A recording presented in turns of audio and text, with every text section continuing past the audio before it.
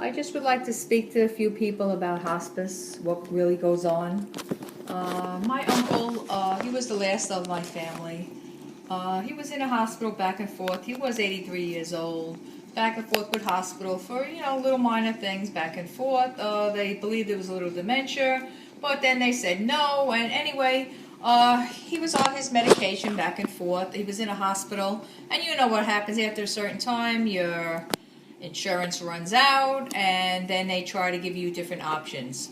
To make a long story short, I'm trying to anyway. For 2 years, I live in Brooklyn. He lived in Florida. I did call him every day for 2 years, back and forth like clockwork. There would be days he would yell at me. There's days that, he was great. But I did this for the fact that I would get to know what's going on even though I'm not there. I did have some friends keep an eye on him, and they looked. He had some very good friends like a Bob Benke. He was always there checking on him, and he was a great friend for my uncle to have. I kept in touch with him also. While in the hospital, the insurance ran out. The wind-up was I did get him out. I made a trip down there. I got him home. They were trying to hold him against his will. The wind-up is I did get him home. He did have nurse care certain hours a day. He had home attendants. Well, anyway, he was home for about 6 months. The wind-up was he couldn't breathe one day. He dialed 911. He was back in the hospital. While he was there, again, insurance runs out after a certain amount of time. And they were giving him medication. I got to know all the medication he was taking. Like I said, I would speak to the nurses. They would call me, let me know what's going on. It was almost like being there, even though I wasn't. The wind-up was toward the end. They kept wanting to put him in hospice. He didn't want to go, and I just felt if he wanted to rest in peace at home in his recliner, that's what I felt at this time would be best for him. The wind-up was I didn't want to sign any papers to put him in hospice. This one night, they came around from hospice. They conned him, be honest with you, conned him to sign the paper because while he's there, they have a beautiful pool, they told him. He can order any kind of food he wants. And he was longing for spaghetti and meatballs. The wind-up was he signed it one night. They called me, letting me know that he signed to go to hospice. I really couldn't believe it until I spoke to him myself. He says, yeah, because he can get anything he wants to eat. I even told him, Uncle Raymond, are you sure this is what you want to do? And he said, yeah. Okay, while he's in the hospital there in the hospice, they take him that night to hospice. I spoke to him. The last time I spoke to him was 10 o'clock at night.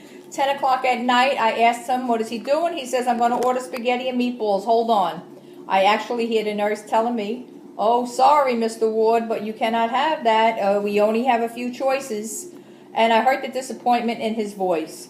The wind-up is the next day, I wasn't able to speak to him. Mind you, I spoke to him every day for 2 years, back and forth, whether he was home or in hospital. I called the following day. I couldn't hear from him again.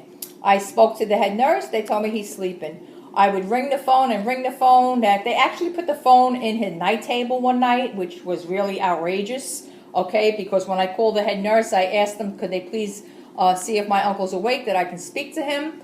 And they couldn't even find the phone. That they told me, oh, the phone is in the desk there. Okay, with this here, he did have a bed sore, which that was neglect, okay. The wind-up was, that bed sore was painful.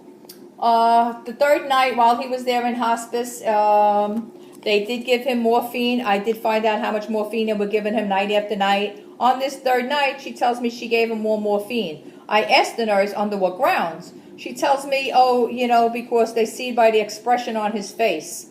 I let her know the expression on his face. So if he was in pain with anything else, I says, are you aware that he has a bed sore and that is painful? She was unaware. So under those grounds, they did give him more morphine.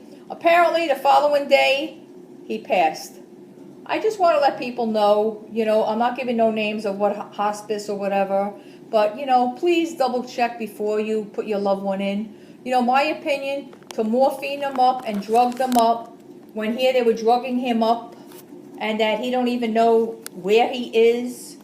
They actually called me one night and told me he loves it there, which, when I asked to speak to them, they told me he's sleeping. So, they try to cover up their story. On my part, I lost a loved one. There's nothing I can do because it's my word against their word. And, Everything is covered up these days. But you know, I made this video. I want you, everybody, you know, before it comes for that time, that hospice, just be careful, because you know what? They're drugging them up to keep them out of pain. But are they really in pain? And do they really know what's happening anymore? And I don't believe that's a way to end your last days of life like that. I hope this helps a few people. Thank you.